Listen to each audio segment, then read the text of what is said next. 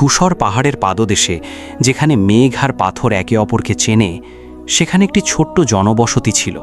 কিন্তু গ্রামের মানুষগুলো জানত যে তাদের এই ভিটামাটি পাহাড়ের ছায়ায় বেঁচে থাকে, আর পাহাড়ের উপরে থাকে এক অন্ধকারের রাজত্ব।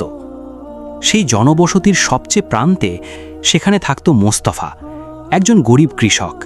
তার ঘরটি ছিল মাটি আর বাঁশের তৈরি একটি ছোট্ট কুঁড়ে ঘর। ছাদে খড়, দেয়ালে ফাটল, আর ভেতরে শুধু একটি মাদুর আর একটি মাটির পাত্র। আসবাবপত্র বলতে তাই, কিন্তু মোস্তফার কাছে এই ঘরই ছিল পৃথিবী। তার জমি ছিল গ্রামের সবচেয়ে ছোট টুকরো, একটি পাথুরে ক্ষেত, যেখানে ফসল ফলানো মানে পাথরের সাথে লড়াই করা। দিনভর ঘাম ঝরিয়ে, হাতে কড়া পুড়িয়ে মোস্তফা যা পেত তাতে কোনো রকমে পেট চলত। বিলাসিতার কথা সে ভাবতও না। মোস্তফার স্ত্রী মারা গিয়েছিল বহু বছর আগে। সেদিনের পর থেকে তার ঘরে কোনো কণ্ঠস্বর নেই, কোনো হাসির শব্দ নেই। সন্তানও হয়নি তার। একাকিত্বটা তার সারা দিনের সঙ্গী। তবু মোস্তফা অভিযোগ করত না। সে বিশ্বাস করত যে আল্লাহ যা দিয়েছেন তাতেই শুকর আছে। তার একমাত্র আনন্দ ছিল পাখিদের সাথে। প্রতিদিন সকালে নিজের শুকনো রুটির টুকরো ভেঙে সে পাখিদের জন্য ছড়িয়ে দিত। পাখিরাও তাকে ভালোবাসত। তারা তার কুঁড়েঘরের ছাদে বসত, তার কাঁধের কাছে উড়ত। এই পাখিগুলোই ছিল তার পরিবার। আর পাহাড়ের চূড়ায় সেই উঁচু পাথরের মাথায় দাঁড়িয়েছিল আকিকেশিয়া দুর্গ। গ্রামের কেউ সেই দুর্গের দিকে সহজে তাকাতো না। বলা হতো সেদিকে তাকালে অমঙ্গল আসে। বরকাশ, জাদুকর বরকাশ, সেই দুর্গের একমাত্র বাসিন্দা। গল্পে বলা হতো সে শতাব্দী ধরে বেঁচে আছে। মৃত্যু তাকে স্পর্শ করতে পারে না, কারণ সে কালো জাদুর সুতোয় নিজের আত্মাকে বেঁধে রেখেছে। তার নিষ্ঠুরতা কিংবদন্তি হয়ে গেছে। বলা হতো তার পাতাল ঘরে পৃথিবীর সব গুপ্ত ধন জমা আছে, সোনা, রত্নপাথর, পুরনো বাদশাহদের মুকুট। আর যে মানুষ বা পাখি তার দুর্গের কাছে ঘেঁষত, বরকাশ তাকে কালো পাথরের মূর্তিতে পরিণত করে দিত। গ্রামবাসীরা সেই পাহাড়কে ভয় পেত। কিন্তু মোস্তফা, সে পাহাড়টির দিকে তাকাতো আর মনে মনে বলতো, তোমার অন্ধকার আমাকে স্পর্শ করতে পারবে না যতদিন আমার নিয়ত পরিষ্কার আছে। সে রাতের ঝড় ছিল যেন আকাশ ফাটিয়ে দেওয়ার মতো। মুস্তফার কুঁড়ে ঘরের চাল উড়ে যেতে চাইল, দেওয়াল কাঁপল। সারা রাত সে মাথায় কাপড় দিয়ে বসে রইল আর দুয়া পড়ল। ভোরের আলো যখন ধীরে ধীরে পাথুরে মাটিতে পড়ল, মুস্তফা বাইরে বেরিয়ে এলো। সামনে যা দেখল তাতে তার বুক ভেঙে গেল। তার ছোট্ট ক্ষেতের ফসল বাতাসে উড়ে ছড়িয়ে গেছে। কয়েক মাসের পরিশ্রম নিমেষে শেষ। মাটি উল্টে গেছে, বীজ ভেসে গেছে। মুস্তফা অনেকক্ষণ চুপ করে দাঁড়িয়ে রইল। তারপর ধীরে ধীরে মাথা নোয়ালো। অভিযোগ করল না, শুধু বলল, আল্লাহ যা দিলেন আর যা নিলেন সবই তার। তখনই কানে এলো একটা শব্দ, মৃদু কিন্তু যন্ত্রণা মাখা। কোনো আহত প্রাণীর শব্দ, যেন কেউ লুকিয়ে কাঁদছে। শব্দটা আসছিল ক্ষেতের কিনারে পাথরের গর্তের ভেতর থেকে। মোস্তফা সেদিকে এগিয়ে গেল, পাথর সরালো আর দেখল একটা ছোট্ট ঈগল ছানা। কাদা মাখা শরীর, একটা ডানা ভাঙা, চোখ দুটো অর্ধেক বন্ধ, শীতে আর ব্যথায় কাঁপছে। মোস্তফা বুঝল এই ঝড় এই পাখিটিকে তার পাহাড়ের বাসা থেকে ছুঁড়ে ফেলে দিয়েছে। সে জানত যে ঈগল হলো বরকাশের পাহাড়ের পাখি। এই পাখি সেখান থেকে এসেছে। এক মুহূর্তের জন্য তার মনে ভয় ঢুকল, কিন্তু পরক্ষণেই সে নিজেকে বলল, এ একটি আহত প্রাণী, এর কোনো দোষ নেই। জাদুকরের পাহাড়ে জন্মেছে বলেই কি তাকে মরতে দেব? যদি আল্লাহ তাকে আমার কাছে পাঠিয়ে থাকেন, তবে আমি কে তাকে ফিরিয়ে দিই? ঘরে ফিরে মোস্তফা পাখিটির শরীর থেকে কাদা পরিষ্কার করল। পুরনো কাপড় ছিঁড়ে দুটো পাতলা কাঠের টুকরো দিয়ে ভাঙা ডানায় পট্টি বাঁধল। পাখিটি দুর্বল ছিল, খেতে পারছিল না। মোস্তফা নিজের জন্য যে মাছ রেখেছিল সেটার সেরা অংশটা পাখির সামনে রাখল।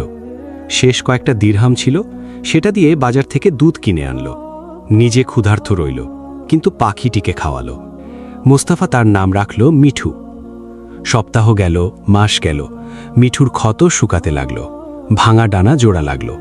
আর যেদিন মিঠু প্রথমবার ঘরের ভেতরে ডানা ঝাপটালো, সেদিন মোস্তফা এত খুশি হয়েছিল যে চোখে পানি এসে গেল। ধীরে ধীরে মিঠু বড় হতে লাগল, একটি রাজকীয় ঈগলে রূপান্তরিত হল।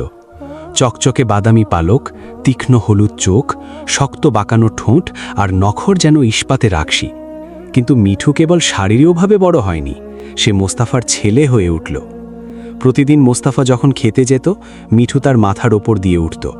কাকেরা যখন ক্ষেতের বীজ খেতে আসত, মিঠু তাদের তাড়িয়ে দিত। যখন মোস্তাফা ঘরে নেই, মিঠু পাহারা দিত। এই বন্ধুত্বের কোনো ভাষা ছিল না, কিন্তু ভাষার চেয়েও গভীর ছিল। একদিন মিঠু পাহাড়ের একটি উঁচু পাথরের উপর দাঁড়ালো। দূরে পাহাড়ের চূড়ার দিকে তাকিয়ে রইল অনেকক্ষণ। তারপর মোস্তাফার দিকে ফিরে তাকালো। মোস্তাফা বুঝল ঈগলের ঠিকানা আকাশে, মাটির কুড়ে ঘরে নয়। সে চোখের পানি আড়াল করে বলল, যাও মিঠু, যেখানে তোমার ঠিকানা সেখানে যাও। তুমি আমার কাছ থেকে যা পেয়েছ তার থেকে অনেক বেশি দিয়ে গেছো। আমি তোমাকে কখনো ভুলব না। মিঠু এক মুহূর্ত স্থির হয়ে দাঁড়িয়ে রইল। তারপর এমন একটি চিৎকার করল যে পুরো উপত্যকা কেঁপে উঠল। সেই ডাক যেন বিদায়ের ডাক, যেন কৃতজ্ঞতার ডাক। বিশাল ডানা মেলে সে উড়ে গেল সোজা পাহাড়ের চূড়ার দিকে, অ্যাকিকেসিয়া দুর্গের দিকে। মোস্তাফা তাকে মেঘের মধ্যে একটি ছোট্ট বিন্দু হয়ে মিলিয়ে যেতে দেখল। বুকে হাত দিয়ে ভাবল, হয়তো মিঠু তার আসল দুনিয়ায় ফিরে গেছে। কিন্তু সন্ধ্যের সূর্য ডুবে যাওয়ার আগেই বাতাসে ডানার শব্দ হলো। আকাশ চিরে মিঠু নেমে এলো, আর তার ঠোঁটে একটি সোনার মুদ্রা, চকচকে, ভারী, খাঁটি সোনার মুদ্রা। তার উপর আঁকা একটা অদ্ভুত শিলমোহর, একটা খুলির নকশা, তার ভেতরে জাদুকরের চোখ। মোস্তাফার শরীর জমে গেল। পরের দিন মিঠু আবার গেল, এবার 2টি মুদ্রা নিয়ে ফিরল। তারপরের দিন 3টি। সপ্তাহ জুড়ে প্রতিদিন সোনা আসতে লাগল। মোস্তাফার কুঁড়ে ঘরের মাটির নিচে একটি পুরনো পাত্রে জমতে লাগল সেই সোনা, এতটাই যে গ্রামের সবচেয়ে বড় জমি কেনার জন্য আর একটি পাকা ঘর বানানোর জন্য যথেষ্ট। কিন্তু মোস্তাফা একটি মুদ্রাও খরচ করল না, কারণ যতবার সে সেই সোনা ছুঁয়েছিল তার আঙুল ঠান্ডা হয়ে যেত। আর সোনা থেকে যে গন্ধ আসত, গন্ধক আর পোড়া পাথরের গন্ধ, তা মনে করিয়ে দিত যে এই সম্পদ স্বাভাবিক নয়। সবচেয়ে বেশি সে মিঠুর শূন্য ভয় পেত। প্রতিদিন একটি পাখি কিভাবে জাদুকরের গুপ্তধন থেকে চুরি করছে আর ধরা পড়ছে না? এটা কি সম্ভব? গ্রামেও কানাঘোষা শুরু হলো। প্রতিবেশীরা লক্ষ্য করছিল যে মোস্তাফার ঈগল প্রতিদিন জাদুকরের দুর্গের দিকে যায়। একদিন গ্রামের বয়স্ক সর্দার এলেন। তিনি বললেন, মোস্তাফা, আমরা দেখছি, সাবধান থাকো। জাদুকরের আঙিনা থেকে যা আসে তা কেবল ধ্বংসই ডেকে আনে। সেই রাতেই মোস্তাফা মিঠুকে বুকে জড়িয়ে ধরে বলল, দয়া করে আর যেও না মিঠু, এই সোনা আমি চাই না, আমি তোমাকে নিরাপদ দেখতে চাই। কিন্তু মিঠু ভাষার ভয় বোঝে না। সে শুধু জানে যে এই মানুষটি তার প্রাণ বাঁচিয়েছিল, আর এখন সে তার ঋণ শোধ করছে। পরের দিন মিঠু আবার গেল, কিন্তু সন্ধ্যা হলো, মিঠু ফিরল না। রাত এলো, মিঠু এলো না। আকিকেসিয়া দুর্গে বরকাস তার জাদুর আয়নার সামনে বসেছিল।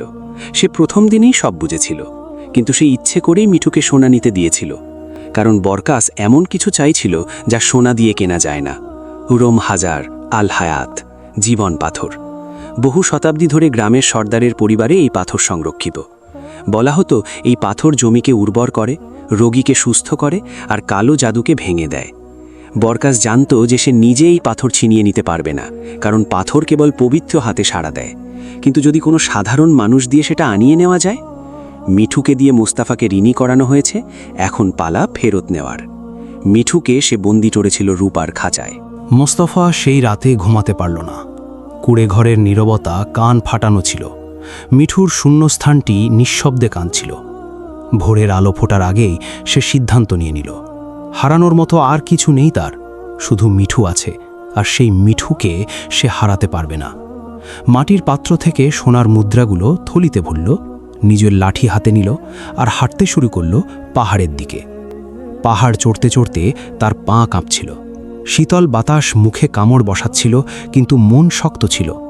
যতই উপরে উঠছিল, পাথর তত বেশি কালো হচ্ছিল, আকাশ তত বেশি ভারী হচ্ছিল। আকিকেসিয়া দুর্গের বিশাল দরজা খোলা ছিল, যেন তার অপেক্ষাতেই। মোস্তফা ভেতরে ঢুকল, সিংহাসন কক্ষে পা দিল, আর দেখল কালো পাথরের চেয়ারে বরকাস বসে আছে। তার পাশে রূপার খাঁচায় মিঠু, দুর্বল, আহত, কিন্তু চোখে তখনও আগুন।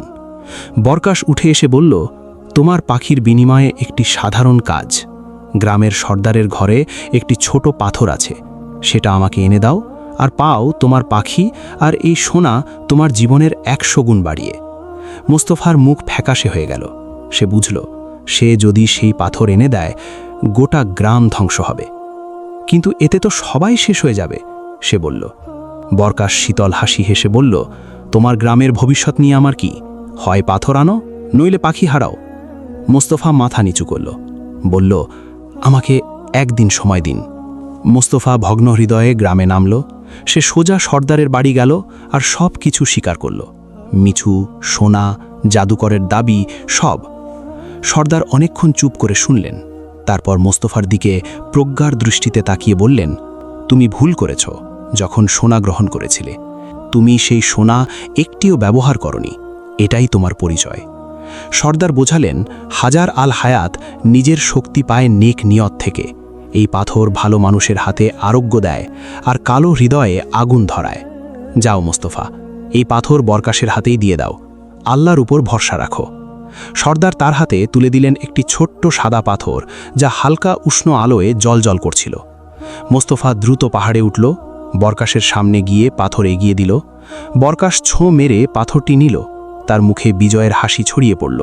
সে পাথরটি দুই হাতে ধরে তার শক্তি শুষে নিতে চাইল, কিন্তু পরমুহূর্তে সব পাল্টে গেল। পাথর জাদুকরের শক্তি শোষণ করার বদলে উল্টো তার জীবনী শক্তি টানতে শুরু করল। পবিত্র পাথর অপবিত্র হাতের সংস্পর্শে জ্বলে উঠল ভেতর থেকে। বরকাশ এক ভয়ঙ্কর চিৎকার করে উঠল। তার শরীর শক্ত হতে লাগল, ঠিক সেই কালো পাথরের মতো যা দিয়ে সে দুর্গ বানিয়েছিল। মুহূর্তের মধ্যে রূপার খাঁচা ভেঙে গেল। মিঠু তীরের মতো বেরিয়ে এলো। সে পালালো না, বরং সেই ক্ষণে ভেঙে পড়তে থাকা জাদুকরের ওপর ঝাঁপিয়ে পড়ল আর নিজের শক্ত ঠোঁট দিয়ে সেই জাদুর আয়নাটি ভেঙে দিল, যে আয়না দিয়ে বরকাশ দুনিয়ার ওপর নজরদারি করত। আয়না হাজার টুকরো হয়ে ছড়িয়ে পড়ল। দুর্গ কাঁপতে শুরু করল। পাথর খসে পড়তে লাগল। ছাদ ভাঙতে শুরু করল। মোস্তফা সেই উষ্ণ পাথরটি বুকে চেপে ধরল। মিঠু তার কাঁধে লাফিয়ে উঠল আর দুজনে দৌড়ালো দুর্গের বাইরের দিকে। পাথরগুলো তাদের পিছু পিছু পড়ছিল, কিন্তু তারা বেরিয়ে গেল। পেছনে পড়ে রইল জাদুকরের চিরস্থায়ী পতন, আর তার সাথে চাপা পড়ল সেই অভিশপ্ত গুপ্তধন চিরতরে। মোস্তফা গ্রামে ফিরে এলো, সোনা ছাড়া, রত্ন পাথর ছাড়া। শুধু সঙ্গে নিয়ে এলো হাজার আল হায়াত আর তার মিঠুকে। সে পাথরটি সর্দারকে ফিরিয়ে দিল। তারপর ফিরে এলো নিজের পুরনো কুড়ে ঘরে। একই পাথুরে মাটি, একই ভাঙা চাল, একই মাদুর। সোনার একটিও মুদ্রা তার পকেটে নেই, কিন্তু মোস্তফা হাসছিল, কারণ মিঠু তার কাঁধে বসে আছে। কুড়েঘরের ওপরে সূর্যের আলো পড়েছে, আর মাটিতে পাথরের ফাঁক দিয়ে একটি ছোট্ট সবুজ পাতা উঁকি দিচ্ছে। জীবন তার জায়গায় ফিরে এসেছে। মোস্তফা তার বাকি জীবন সেই পাথুরে মাটিতেই কাটালো। দারিদ্র তাকে ছেড়ে গেল না, কিন্তু একাকিত্ব চলে গেছে চিরতরে। কারণ প্রতিদিন সকালে মিঠু তার মাথার উপর দিয়ে উড়ত, একজন প্রহরীর মতো, একজন বন্ধুর মতো।